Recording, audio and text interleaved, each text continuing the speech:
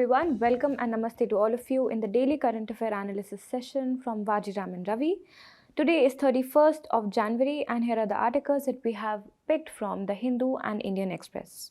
In the first article, we will see the causes and implications of growing inward migration in India. In the second article, we will explore the case of judicial pendency, very important for UPSC syllabus, in light of an important judgment made by the Supreme Court yesterday. Then we will simplify 5 other important articles, for example, poisoned Yamuna, middle income trap, AI foundational models for India, etc., enriching them with prelims boosters. So to make the best out of today's discussion, do not forget to download the handout PDF from the comment box and solve the quiz given in the end of the video. Let's get started. So now let's start with our first topic, and we are about to track the migration movement that is happening across the world and most importantly in our own country, our Pyara Bharat, India. So this is featured in the text and context section of the Hindu. Very good statistics came up, so I decided to bring up this topic for you. It is important for GS paper 1 point of view and GS paper 3 point of view as well. First of all, students, before understanding the trend, when I'm talking about migration, what is your conceptual understanding about migration? Is it about moving away from your home? But to which point? So according to the International Organization of Migration, this international body says that if a person is trying to move away from his or her usual place of residence and is trying to move away from the district, away or outside the state or within the state, outside the state or even outside the country's border, all of this will be considered as one or the other forms of migration only. It could be done because of voluntary motives or because of forced motives as well. Because imagine this, when the COVID came, a lot of us were pushed out of those places because of the lax infrastructure and the basic amenities that were provided. So therefore, a lot of push factors and pull factors are involved in driving migration of a person from place A to place B. Now, when in India we are talking about how many migrants are there, you will be surprised to know that 37% of the total population have been migrated in one form or the other, which means that in some way or the other, 1/3 of all of us are migrants. And total, overall, if we'll count the number, it is approximately 45 crore people have migrated in India. There have been different phases of migration, not going too much deep into it, but what we have to understand here is migration can be caused because of various multidimensional factors, but most importantly, the push factors and the pull factors. So for example, if you have gained a good degree from a good college and you're getting a remunerative opportunity to work in Bangalore, you would like to move outside your district, right? Especially if it's a tier 3 or tier 2 district, right? So therefore, these good opportunities are the pulling factors. Some bad opportunities like disasters, lack of employment, low productivity of that area will try to push you. So these are the push factors. We've understood the factors which are motivating migration in the country. Now let's talk about the trends which have been revealed by this stat and the other stats related to migration in India. So first of all, this very interestingly highlights that out of a lot of migration that is happening, you can see a primary force, which is the female force, moving for the outward migration, especially in the primary sectors of the economy, that is agriculture. And therefore, you will see the growing feminization of agriculture. You want me to show the stats? This is the stat. In the urban area, 65% of the women enrolled in primary activities, for example, agriculture, are of this gender, right? And 75% in the rural areas, and we understand it why. So this phenomena is known as feminization of the agriculture, which has its own positives and its own negatives. Not only that, in public services, you will also see more than 60% of outward migration of the females. You will also see male migration, outward migration, but that will be most in the case of modern services, traditional services, or in the case of construction, manufacturing, etc. Right? So these are some of the stats which showcases to us that which demography is moving more, right? And because of what reasons, into which sector.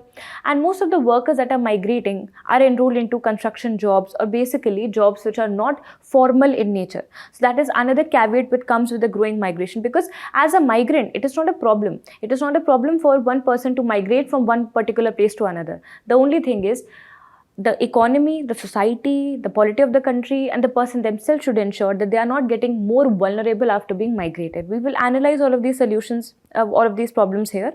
Now, kindly look into this interesting statistic which has been provided by today's newspaper. It showcases us the saving account deposit to the current account deposit ratio, which reflects the amount of economic activity, lively economic activity. If there is more saving, which means a person has turned economically little dormant. If there is more current account deposits, which means there is more ongoing economic activity. So more economic activity suggests that a person is prominently active in that particular city. So you will see more number of saving accounts in basically Himachal Pradesh, Uttarakhand, your Uttar Pradesh, your Bihar. So this suggests to us that most of the outward migrations are happening from these states and inward migrations are happening primarily in the more developed states like Gujarat, even Goa, Maharashtra, Tamil Nadu. In fact, there was news few months back that Tamil Nadu is facing an exodus. 1 million of the total workers in Tamil Nadu are actually the migrants only. In fact, this is not a very unique thing to observe as well. Just talk to the rickshaw pullers, the cab drivers around you. They all are majorly coming from some or the other state. So they are all mostly migrant workers. So this showcases to us that the most of the migration is happening from states like UP, Bihar, Odisha, Madhya Pradesh, and moving towards more developed state. And you also know the reason for it. In fact, UP and Bihar alone accounts for 50% of the total migrants of the country. Now, there is another one which showcases the share of passengers arriving at various train stations in Delhi. Most of them are coming from UP, then from Bihar. So I've already told you the stat. So this will help you to gain some perspective. Now, some other trends reveal that the total migrants, I've already told you all of this. Annual net migrant inflow is increasing with an average rate of 5%. In fact, 1% of the overall working age population has become a migrant in one form or the other. When we compare female with males, we've understood that females have recorded a higher share of migration rate. What is that percent share? It is 48% in rural areas and 47% in the urban areas. And you know the statistics for male, surprisingly it is less, which will also make us realize what are the factors which are leading to more female migration as compared to male migration. And you're guessing it right. It is related to the family pressure. It is related to the family responsibilities, especially post-marriage. So, top migrant sending districts. You should also be knowing that it has been highlighted by the Ministry of Housing and Urban Affairs that of all the migration that has happened, most of it has happened from just 17 districts of the country. Most of it have came from these 17 districts and have moved prominently to the 4 major states. So you know which kind of demographic change is going to happen here.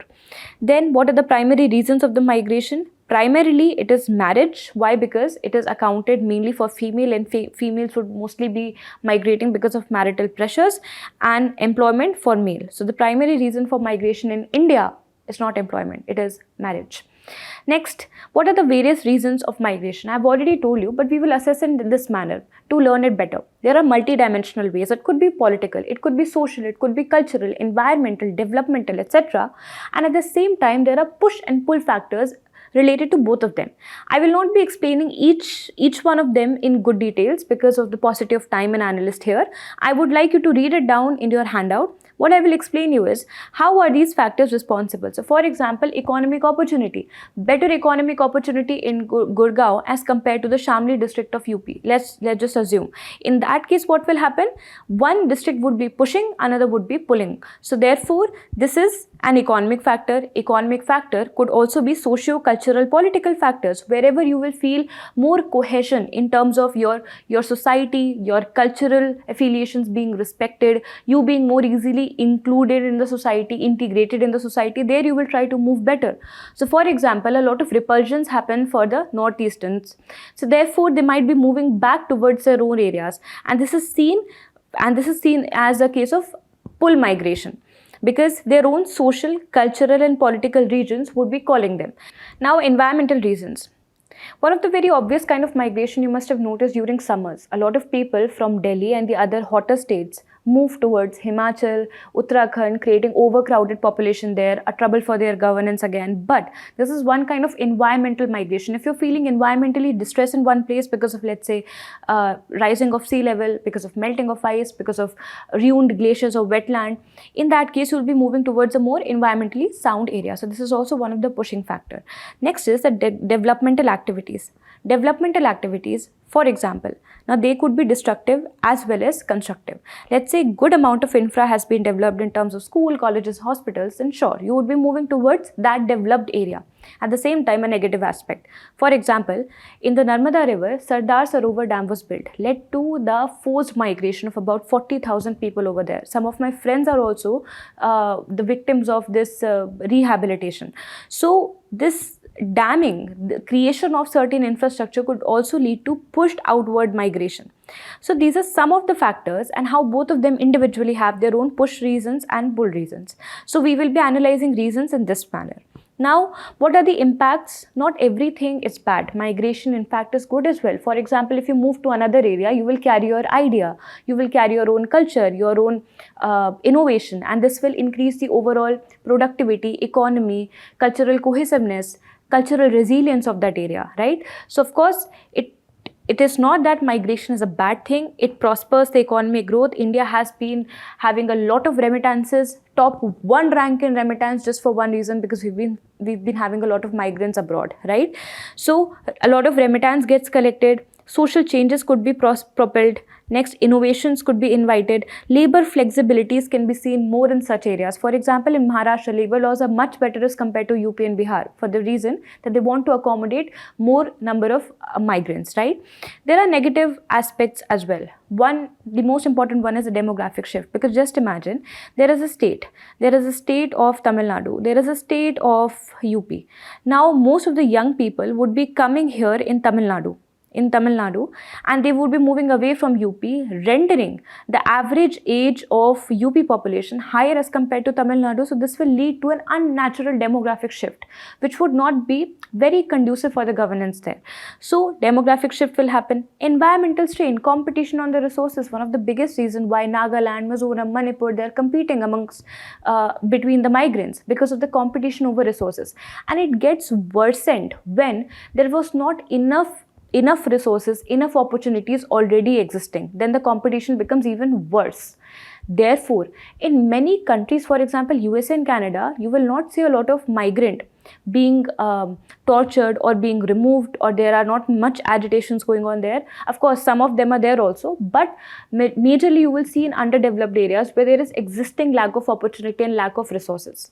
This can be seen in some of the areas like the Naxal areas of India, like the northeastern area of India.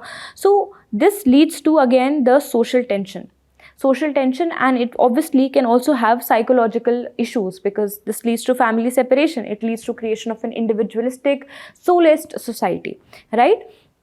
So then, students, what can we do to balance out the migration? What we need to have is a balanced migration, not too much, not too bad. First of all, we need to ensure whoever is migrating should be having social security all across the borders, all across the regions. Doesn't mean that they are having social security in their own state, in their state of residence, and not in the state where they are migrated. So social security is very much required. How we are going to do it? Provide them the basic things: roti, kapda, makan. So how to provide them roti? Basic ration. There should be a one nation, one ration card, right? To provide them migrant rights, labor rights, working rights, they should be having, let's say, e-Shram portal, which we have in India, right? There should also be a uniform policy for all the migrants. So some of the things should be provided them irrespective of the area in which they are living. For example, Pradhan Mantri Awas Yojana. So housing facility should be available no matter where you are migrating. So your basic things, your basic social security would be taken care of. So now you can migrate easily and freely. Next is basic amenities. Integration and inclusion is very important. What happens is, when there's a competition of resources, there is also a feeling known as the xenophobia. Xenophobia means hatred for the foreigners. So this happens among a lot of people. This is a social problem because of lack of inclusiveness. So this actually propels a lot of crimes, a lot of social issues in these areas between the migrants and the residents. So This integration and inclusion activities should be taken up to foster social cohesion.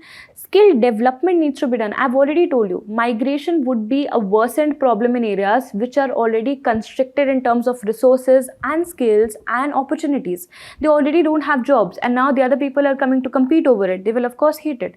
So therefore, problems will come. So what we need to do, Pradhan Mantri Kaushal Vikas Yojana, Skill India, Startup India, all of them can be leveraged in all the nooks and corners of the country equally.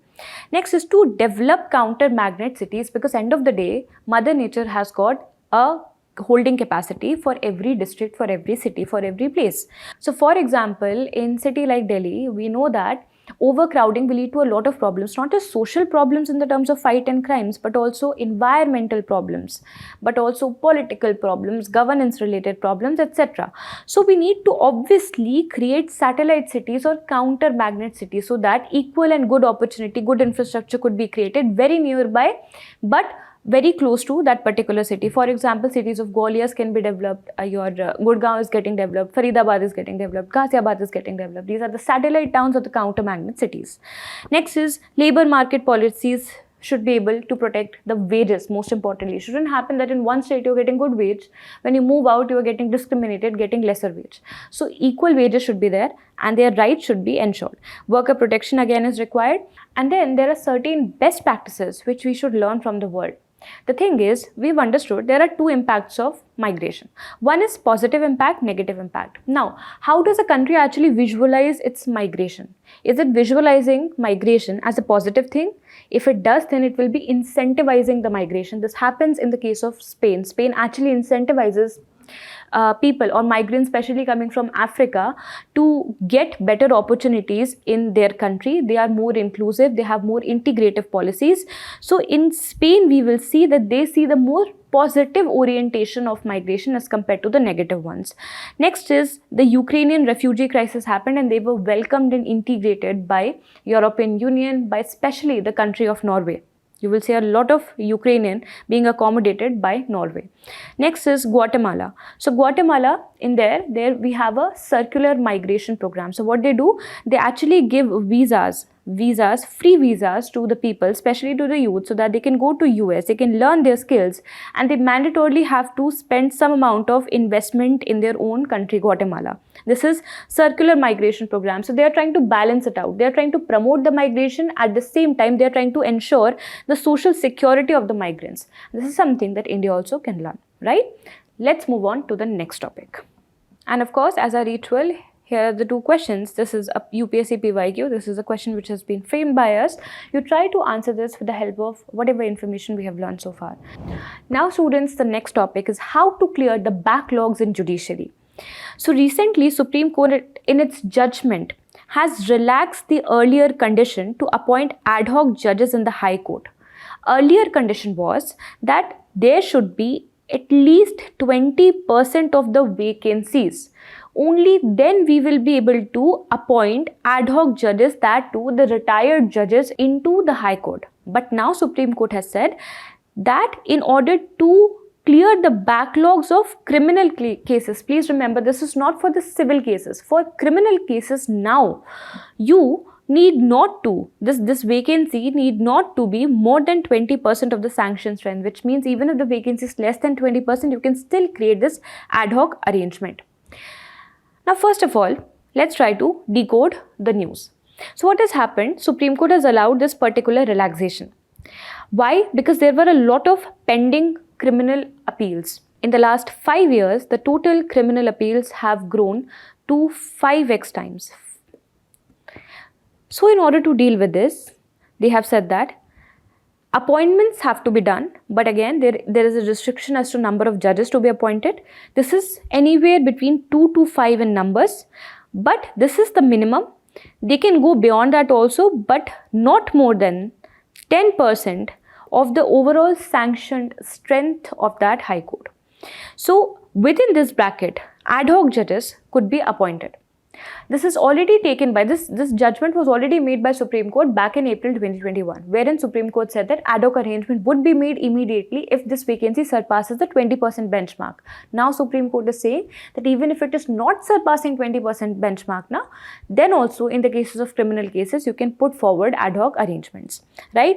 Now which article of the Constitution gives Supreme Court the power or President the power to create such ad hoc arrangements? This particular article is 224A of the Indian Constitution, wherein Chief Justice of High Court may start the procedure of recommending a name in the following cases. The first case is when the vacancy is more than 20% of the sanction strength. Cases in a particular class are pending for more than 5 years. More than 10% of the pending cases are over 5 years. Then percentage of the rate of disposal is beneath the institution of the cases, either in the particular subject matter or in the court. So if these 4 conditions are applied or if they are valid, then they will be able to create ad hoc arrangements by calling in the retired judges to serve in these current cases. Now, this condition has been relaxed by the Supreme Court. I hope you've understood this. Now, let's see the pendency scenario of Supreme Court, and not just Supreme Court, the entire judiciary channel in India. So, we start with district and the sub-courts, subordinate courts of the country, which has got the highest number of vacancies. 4,000 vacancies are there. Sanction strength 21,000. Current strength is just 16,000. Backlogs definitely would be higher, which is more than 2 crore cases have been put in backlog. This is the case of district. Next is the High Court. In the High Court, the total vacancies are 464 and backlogs are 38,91,000. Supreme Court, of course, sanction strength is 31, so vacancies are less. Only 5 vacancies are there. Backlog is definitely lesser as compared to subordinate district court and the High Court. We've understood the amount of backlogs going on, and the rate of this backlog is nowhere to be disposed of. We can see from the graph that they are ever rising. They are setting new record with each and every passing year. There are certain states which you need to remember. The most number of cases pending in any state high court is of Uttar Pradesh, then Maharashtra, then Gujarat. You can blame, of course, the population and the size of the state, but not to forget we have got the states like Madhya Pradesh and Rajasthan which are performing fairly well. So they can take inspiration from that. Next, in other countries, if you will see judges per million population, we've got so many vacancies. So how many judges are actually serving you? In India, we've got only 17 judges per 10 lakh people. 17 only. Whereas in France, you will see 124 judges in 1 million of population, 10 lakh of population. And of course, if you will see the rising cases, which among the following cases, the civil or the criminal, wins the pie of pendency? It is obviously the criminal cases. Criminal cases which are growing faster as compared to the civil cases, and therefore there was a need to put this relaxation for the criminal cases as such.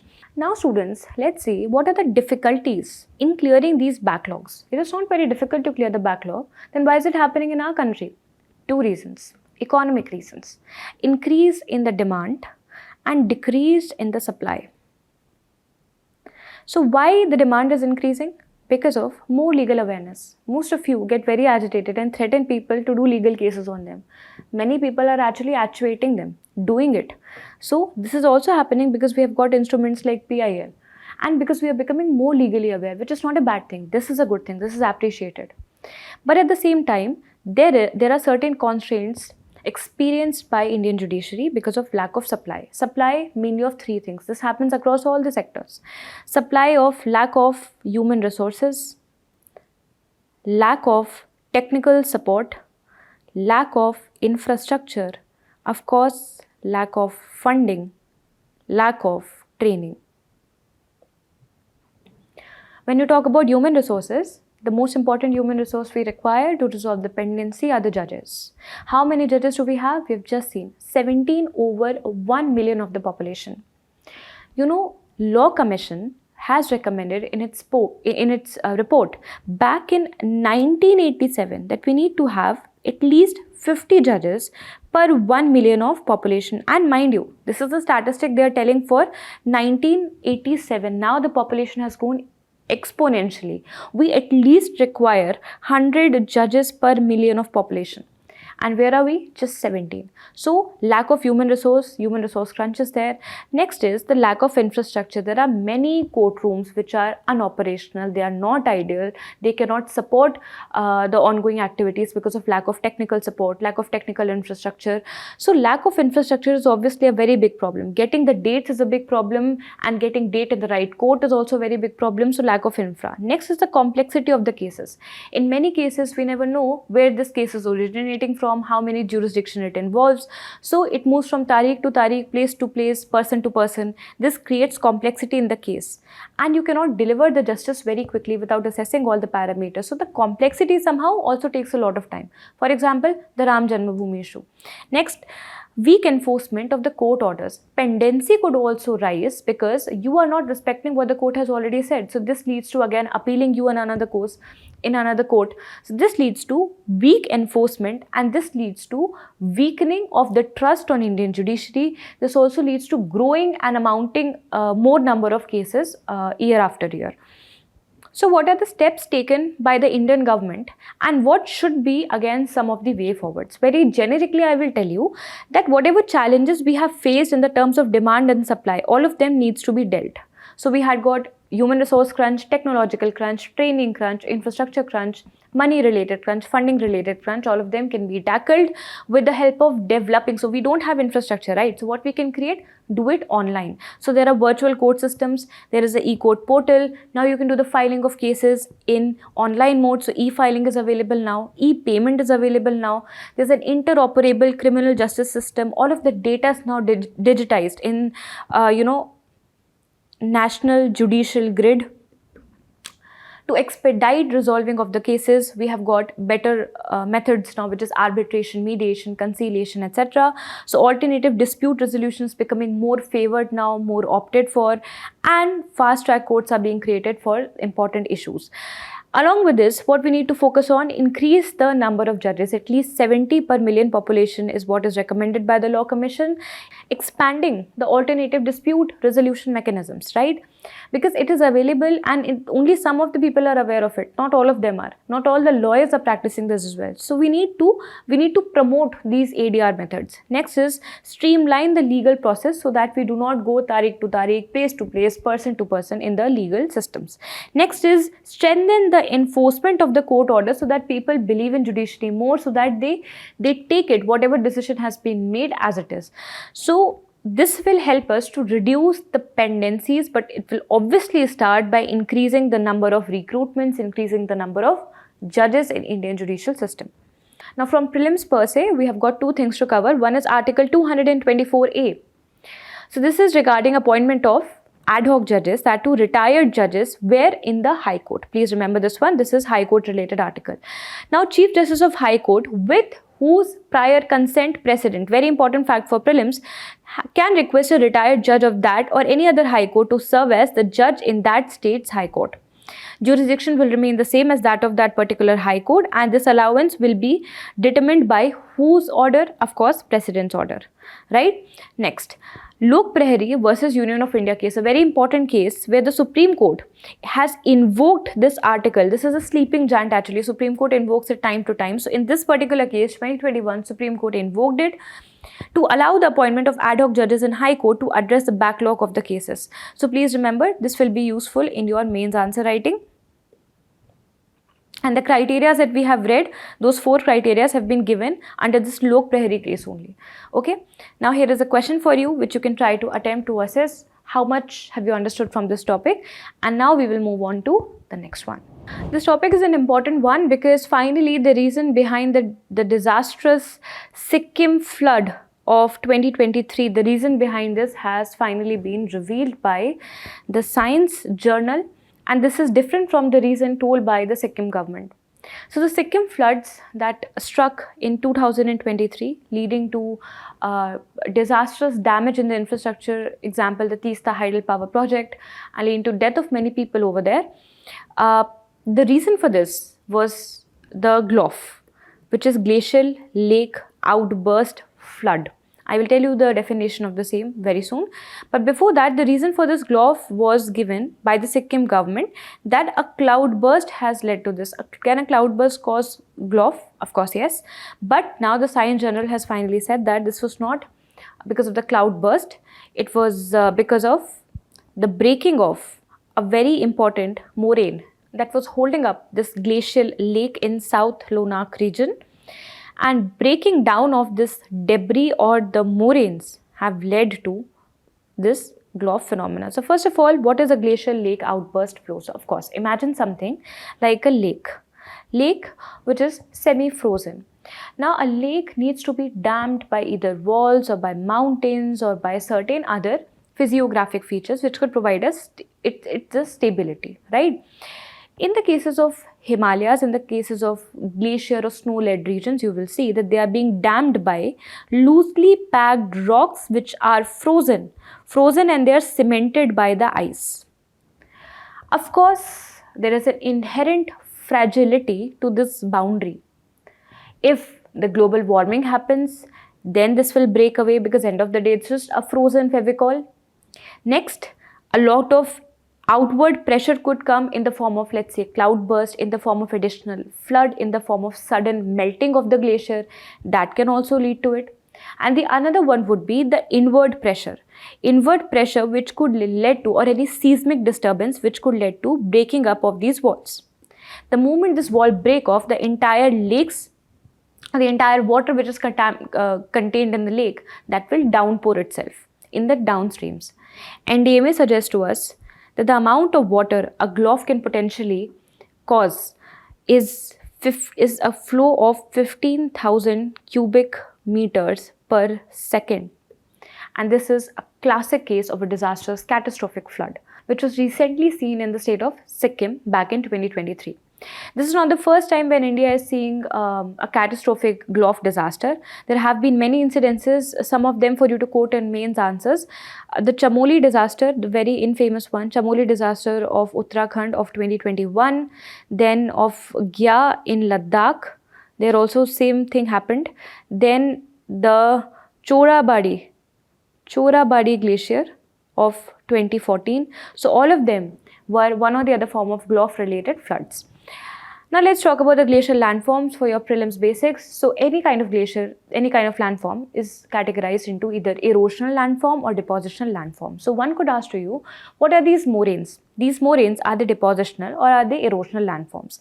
So because this is cumulative collecting up of the sediments together, this is known as a depositional kind of landform.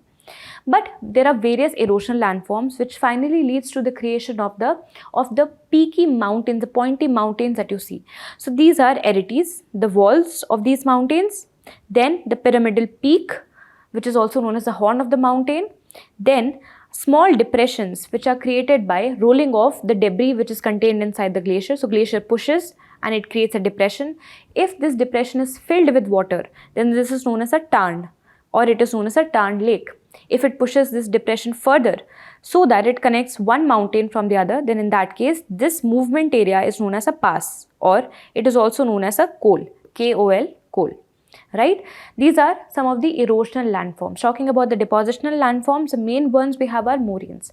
Moraines are unconsolidated boulders which are flowing across with the glaciers. So they deposited alongside the flow of the glacier. Could be in between, could be laterally in the end, or could be where this glacier is moving, is heading towards. So this is known as the terminal moraine. And terminal moraines and their breakdowns are the biggest causes of GLOF related disaster. So what exactly happened in Sikkim in 2023 was that according to Sikkim government, there was a cloudburst which happened in the Lonak lake. Okay. Now what happened? This Lonak river, which is a tributary, by the way, to which river? To the Tista river. And then when it started flowing, it also released the water. It also affected the Chungthang Dam. Chungthang Dam is another very important area. And then it impacted other areas including the capital of Gangtok. So these are the areas which were impacted by the Sikkim's GLOF disaster. So I hope now you have understood about what is a GLOF and which river did it impact. which region it impacted, which dam was impacted, and now you can try to answer this particular question. There was a hydel project which got impacted, that was Teesta Hydel project. Teesta Hydel project. Can you tell me, where does Teesta originates from? Does Teesta originate from India or any other nation? Let me know in the comment section. And also try to solve this particular question. Now the next one is about the GBS cases. We have already read about it in the previous Analyst. We will be very quickly seeing what is happening. So a lot of cases have been reported in Maharashtra, and now news is coming from Pune district of Maharashtra, where the total number of cases have gone up to 130. What is the cause of this deadly disease? Is it a contagious disease or not? We will explore all of it. So first of all, what is the name of this disease? This is Guillain-Barre Syndrome. This is a very unique autoimmune disease. Do you know what is autoimmune? Where body immune system, which is supposed to protect you from the outward foreign agents, invasive agents, harmful agents, starts considering its own body cells, certain body cells, as its own enemy, and therefore starts attacking them in the form of immunity response. Can you name some autoimmune disorders? Classic case, psoriasis. Many people suffer from psoriasis, skin disease. That is an autoimmune disorder. HIV is an autoimmune disorder. And this Guillain-Barre Syndrome is also an autoimmune disorder where the body immunity cells considers the peripheral nervous system cells as the villain cells, and they start attacking them. Talking about the nervous cell, our entire nervous system is broadly divided into the central nervous system, which has got our brain and it has got our spinal cord. All the other nerves that are shooting away from that are a part of peripheral nervous system. So can you see the pink side, all of it is the central nervous system, and these areas, these veins are the peripheral nervous system. So definitely, if something has impacted the peripheral nervous system, it will start impacting the whole of the body. It will start from a needling feeling, as if something is poking needles in your body, then to muscle spasm, then to breathing issues, cardiac issues, and death in many cases. But this is not a very frequently observed disease. In fact, it has been categorized by WHO as a rare disease because only 1 out of 1 lakh people are annually affected out of it. So this is a cause of concern as to why a lot of people from Maharashtra are getting affected from it. Then what is the causative agent? Causative agent is not the diet actually. It is not even any disease. It could be anything from varying from bacteria to viruses. So there are certain viruses which have been identified. One that also causes gastroenteritis. This is the name of the virus. Influenza virus, Zika virus. In many cases, vaccinations can also create certain immunity problems, which leads to our immune system considering our own cells as the villain cells, right? There is another important issue which we need to highlight. There is no definitive vaccine, not even a definitive medicine. No curative therapy is available for the Guillain-Barre syndrome. Now, another important terminology from examination point of view is myelin sheath. What is myelin? So basically, the peripheral nervous system is what? That your nerves are branching out away from the central nervous system, right? And they are trying to send signals to the other parts of the body. So what are they carrying? They are carrying signals, they are carrying electrical impulses.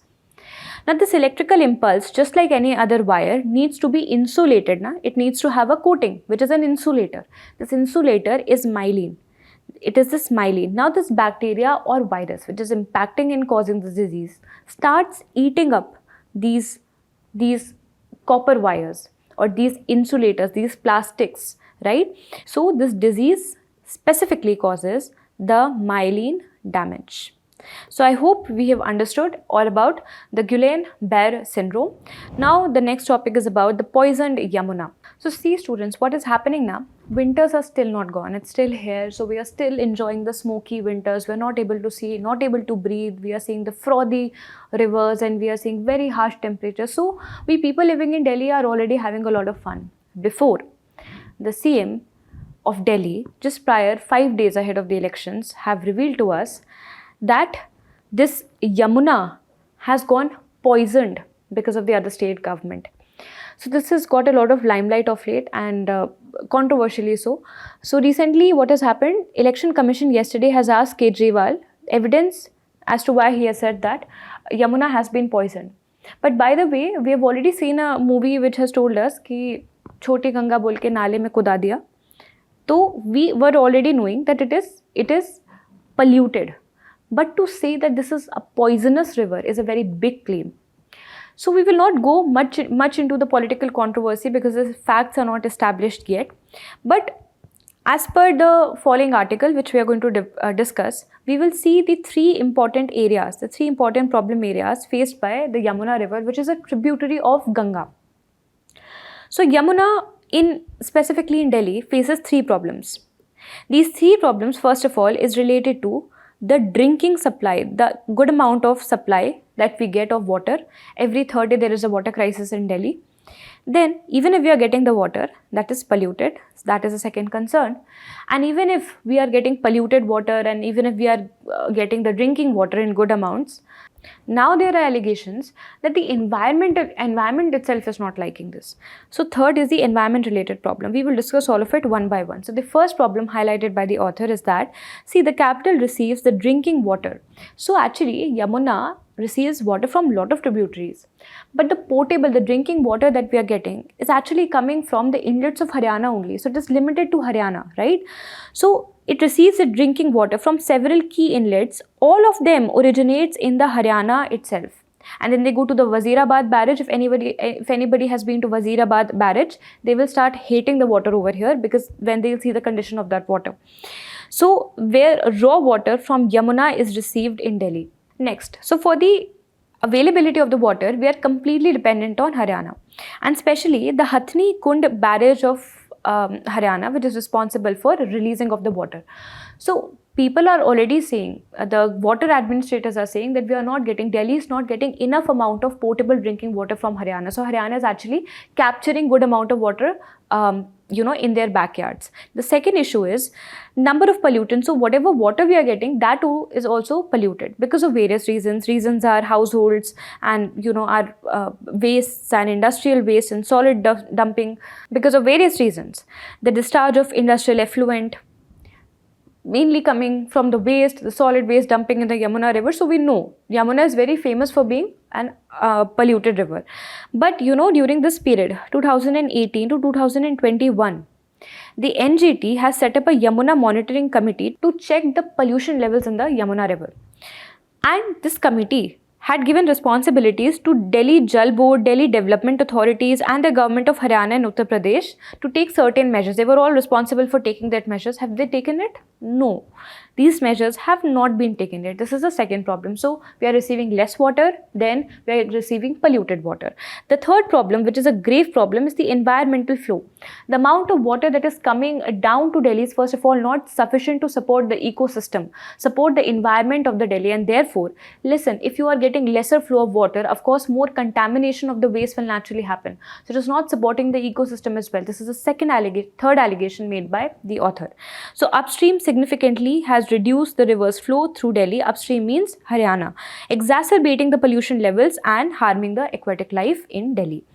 Now, after decoding the news, what is of importance to us is to read about Yamuna because rivers are a very important topic for UPSC prelims examination that is just about to come, right? So first of all, Yamuna river is a tributary of Ganga river which originates from the Yamunotri glacier and specifically from Bandar Pooch. Then it starts flowing from Haryana, then Delhi, then Uttar Pradesh, and it starts receiving a lot of tributaries, right bank tributaries. So one tributary, very important one, is Chambal, famous for the ravine formation over here. So Chambal river, which originates from Indore city. Indore city, there is a Mahu place over here. So वहाँ से ये originate होती है. Now this Chambal river also is joined by Kali Sindh river and Parvati river. Then Yamuna is joined by Sindh. Then Yamuna is joined by Betwa. यहीं पे ही Ken Betwa interlinkage project है, यहीं पे ही छतरपुर के कॉम्प्लेक्सेस हैं, टेम्पल कॉम्प्लेक्सेस हैं.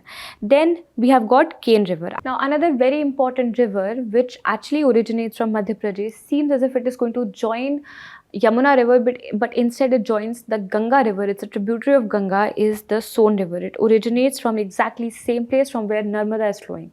So Narmada flows in this direction towards the west and it moves from the same hills in the northward direction and joins the the Ganga river, and this is the Son river.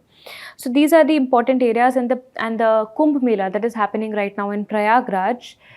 That area is very sacred because of confluence of three rivers. One is Ganga, second is Yamuna. So where is Yamuna joining Ganga? It is at Prayagraj, and the third hidden river seems to be joining is Saraswati river.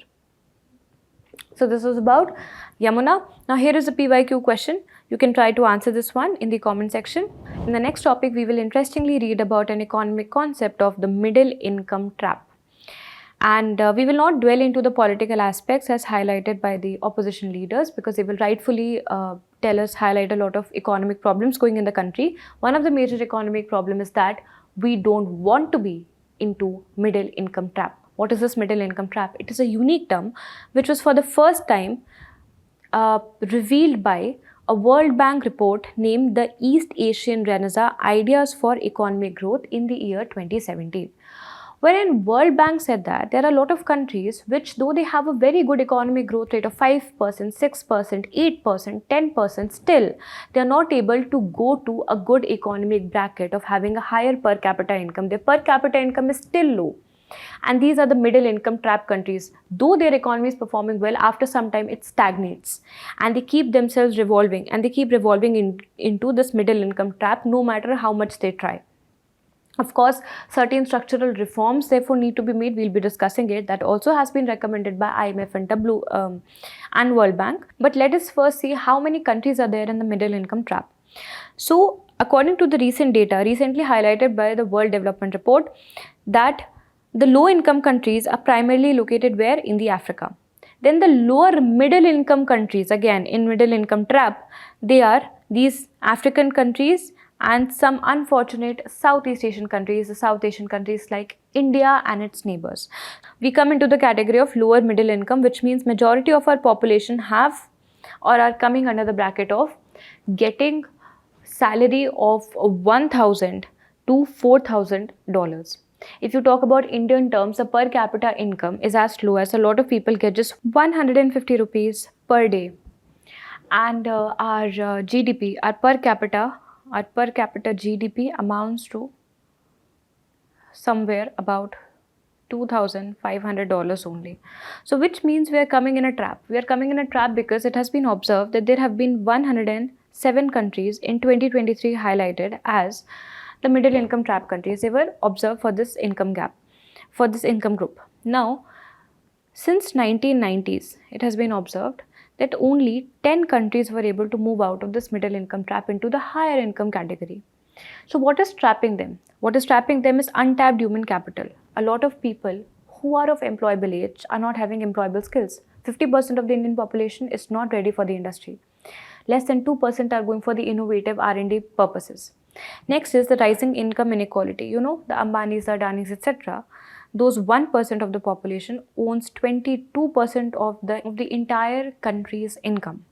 And we have got stagnated industrialization, which employs a lot of workforce, is not able to give an output of more than 20% of the total GDP. So these are the plaguing parameters. So how to break through them so that we can move from a middle income country to a higher income country? Because imagine this. Let's see the economic growth happening so far in the last decade. You will observe that India is almost about to surpass the growth rate of USA. We have already surpassed the economies of Europe and Japan, and still we are a middle income country. We are still not a developed country because of the poor per capita income.